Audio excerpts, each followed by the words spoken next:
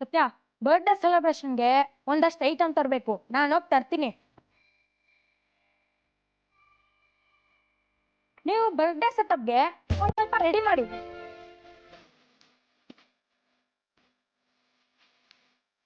ಹಬ್ಬಕ್ಕೆ ತಂದಿರೋ ಬಲೂನ್ ತಗೊಂಡು ಗ್ಯಾರೇಜ್ ಎಲ್ಲ ಇದೆ, ಗ್ರ್ಯಾಂಡ್ ಆಗಿ ರೆಡಿ ಮಾಡಿ. ನಾನು ಕೇಕ್ ತಗೊಂಡ್ ಬರ್ತೀನಿ. ಅಲ್ಲ ಕಣೋ, ಅವ್ನು ಕರ್ದಿದ್ದೆ ನೀನು, ಅವ್ನು ಬಂದಾಗ ನೀನು ಇಲ್ದೇ ಇದ್ರೆ ಹೇಗೆ? ನೀನ್ ಇದ್ದಲ್ವಾ, ಏನಾದ್ರು ಒಂದು ಮ್ಯಾನೇಜ್ ಮಾಡು. ಅಷ್ಟೊಳಗೆ ಕೇಕ್ ತಗೊಂಡ್ಬಿಟ್ಟು ಸತ್ಯ, ಅವ್ರು ಏನೋ ಮಾಡಕ್ ಹೋಗಿ ಇನ್ನೇನೋ ಆಗಿ ಇದ್ರಲ್ಲಿ ನೀನೇ ಸಿಕ್ಕಾಕೋತಿ ಅನಿಸ್ತಾ ಇದೆ.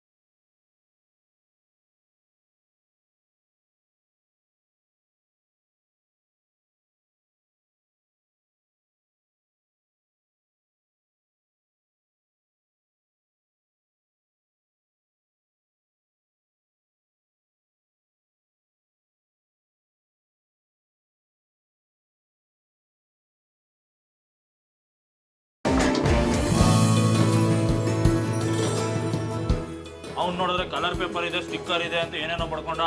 ಇಲ್ಲಿ ನೋಡಿದ್ರೆ 4 ಬಲೂನ್ ಬಿಟ್ರೆ ಬೇರೆ ಏನೂ ಇಲ್ಲ. ಸುಮ್ಮನೆ ನೀವು ಊದ್ಕೊಡ್ರು, ನಾನು ಕಟ್ಕೊಡ್ತೀನಿ ತಗೋ. ಇವನ್ ಬರ್ತಡೆಗೆ ಬರೀ ಬಲೂನ್ ಊದಿದ್ದೆ ಆಯ್ತು, ಇವನ್ ಮಾತ್ರ ಓದ್ದೇ ಇಲ್ಲ. ನೋಡು, 5-6 ಬರ್ತಡೆಯಿಂದ ನೋಡ್ತಾನೆ ಇದ್ದೀನಿ, ಒಂದ್ 5 ಸೆಂಟಿಮೀಟರ್ ಅಂದ್ರೆ ಉದ್ದಾಗಿದ್ದಾನ.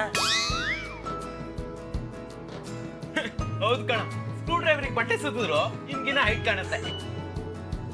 ಸತ್ಯ, ನಾನು ಎತ್ತರ ಆಗ್ಬೇಕು ಅಂತ ಡೈಲಿ ಸ್ಕಿಪ್ಪಿಂಗ್ ಮಾಡಿ ಸೈಕಲ್ ಹೊಡಿತಿದ್ದೀನಿ, ಆದ್ರೂ ಎತ್ತರನೇ ಆಗ್ಲಿಲ್ಲ. ಬಿಡ, ಎತ್ತರ ಆಗೋದಕ್ಕಿಂತ ಜೀವನದಲ್ಲಿ ಎತ್ತರಕ್ಕೆ ಬೆಳಿ. ಆಗ ಎತ್ತರ ಇರೋರೆಲ್ಲ ನಿಮ್ ಮುಂದೆ ಬಗ್ಗಿ ನಿಂತ್ಕೊಳ್ತಾರೆ.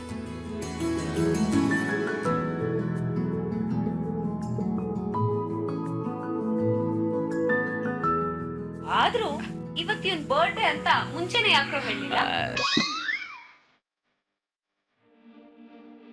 ಸತ್ಯ, ನಂಗೆ ಇವಾಗ್ಲೇ ನೀನು ಹುಟ್ಟಪ್ಪ ಅಂದ್ರೆ ತುಂಬ ಹೌದು ಮಗ, ಮೊನ್ನೆ ತಾನೇ ಏನ್ ಬರ್ತಡೇ ಮಾಡ್ದಂಗೈತೆ ಅಲ್ವಾ? ಹುಟ್ಟಪ್ಪ ಅಂತ ಇರೋದು ಸುಳ್ಳು ಹೇಳ್ತಾರ? ನಿಮ್ಗೆ ಇಷ್ಟ ಇಲ್ಲ ಅಂದ್ರೆ ನಂಗೇನು ಹುಟ್ಟಪ್ಪ ಮಾಡ್ಕೋಬೇಕನ್ನೋ ಆಸೆ ಇಲ್ಲ. ಯಾಕೋ ಹಾಗೆ ಹೇಳ್ತೀಯಾ? ನೀನ್ ಹುಟ್ಟಹಬ್ಬ ಮಾಡ್ಕೊಳ್ಳೋದಕ್ಕೆ ನಿನಗೆ ಆಸೆ ಇಲ್ಲದೆ ಇರ್ಬೋದು, ಆದ್ರೆ ನೀನ್ ಹುಟ್ಟಹಬ್ಬ ಆಚರಿಸೋದಕ್ಕೆ ನನಗೆ ಆಸೆ ಇದೆ. ಮತ್ ನೋಡ್ ಸತ್ಯ ಹೆಂಗ್ ಮಾತಾಡ್ತಾರೆ, 1 ವರ್ಷ ಹಿಂಗ್ ಹೋಗಿ ಹಂಗ್ ಬಂದ್ಬಿಡುತ್ತಪ್ಪ, ಅದಕ್ಕೆ ಸುಳ್ಳು ಹೇಳ್ತಾರ? ಅದು ನಿಜ ಬಿಡು, ವರ್ಷಗಳು ಕಳಿಯೋದೇ ಗೊತ್ತಾಗ್ತಿಲ್ಲ. ನೀನ್ ಅವ್ರ ಬಗ್ಗೆ ತಲೆ ಕೆಡಿಸ್ಕೋಬೇಡ, ಅವ್ರ ಮಾತುಗಳ ಮಿತಿ ಮೀರ್ತಾನೆ ಇದೆ. ಒಂದಿನ ಸರಿಯಾಗಿ ವಿಚಾರಿಸ್ಕೋತೀನಿ.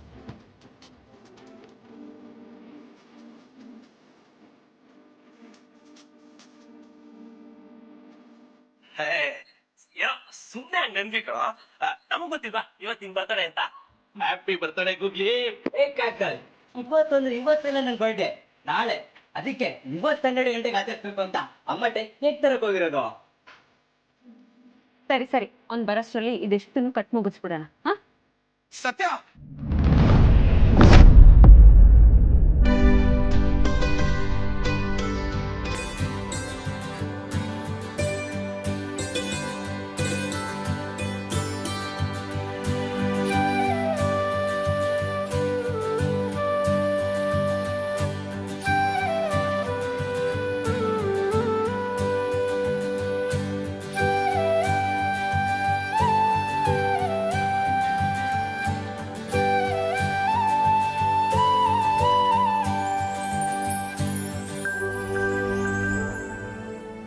ಕಾಕ್ರೋಚ್ ಕುಂಗ್ರು, ಅಮೂಲ್ ಬೇಬಿ ಬಂದಿದ್ದಾನೆ. ಅವನ ಬಗ್ಗೆ ಎಲ್ರಿಗಿಂತ ಕೆಟ್ಟದಾಗ ಮಾತಾಡಿ ನೋವು ಮಾಡಿದ್ ನೀವು. ಅವ್ನು ನಿಜವಾಗ್ಲೂ ತಪ್ಪು ಮಾಡಿಲ್ಲ.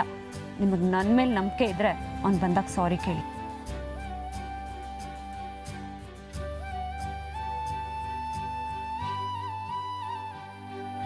ಸತ್ಯ, ಆದ್ರೆ ಅವನು ಏನು ಮಾಡಿದಾನೋ ಬಿಟ್ಟಿದಾನೋ ಅದು ಆಮೇಲಿನ ಮಾತು. ನಿಮಗೆ ನನ್ನ ಮೇಲೆ ಗೌರವ ಇದ್ರೆ ಅವ್ನು ಬಂದಾಗ ಕ್ಷಮೆ ಕೇಳಿ, ಅರ್ಥ ಆಯ್ತಾ?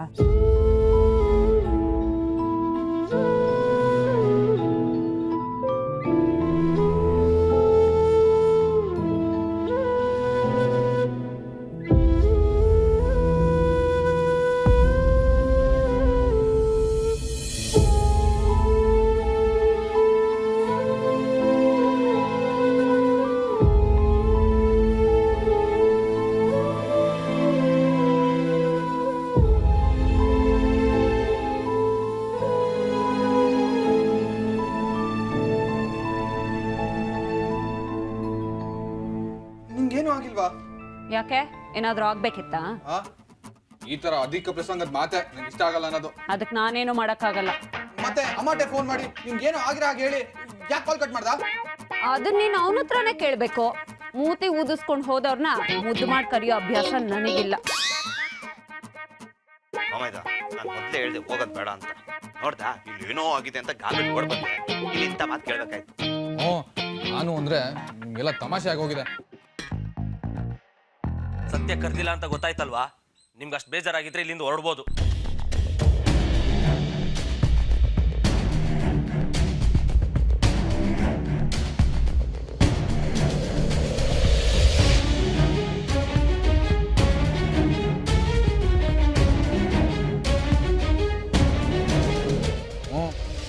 ಮಾತಾಡಿ ಮಾತಾಡಿ, ಇವಾಗ ನಿಮ್ ಟೈಮು. ಮಾತಾಡಕ್ ಬೇರೆ ಕಾರಣ ಸಿಕ್ಕಿದೆ, ಮಾತಾಡಿ.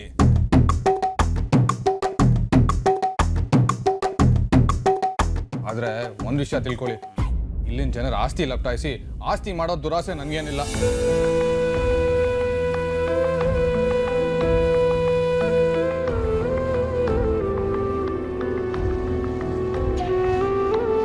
ಅಂತ ಕೆಲಸ ಮಾಡೋ ಕೀಳ್ಮಟ್ಟಕ್ಕೂ ನಾನು ಇಳ್ದಿಲ್ಲ.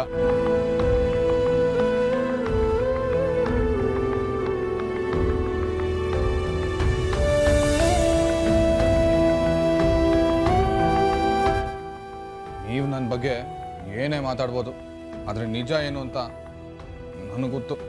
ಹೌದು ಅಕ್ಕ ಬಣ್, ನೀವು ಅಷ್ಟೆಲ್ಲ ದೂರಿದ್ರು, ಅಷ್ಟೆಲ್ಲ ಅವಮಾನ ಮಾಡಿದ್ರು, ನಿಮ್ಗೇನೋ ತೊಂದರೆ ಆಗಿದೆ ಅಂತ ಕೂಡಲೇ ಅವ್ನು ಎದ್ನೋ ಬಿದ್ನೋ ಅಂತ ಓಡ್ ಬಂದ. ನೀವು ನೋಡಿದ್ರೆ ಇಲ್ಲಿ ಬಂದ್ಮೇಲೆ ಹಿಂಗೆಲ್ಲ ಮಾತಾಡ್ತಿದ್ದೀರಾ.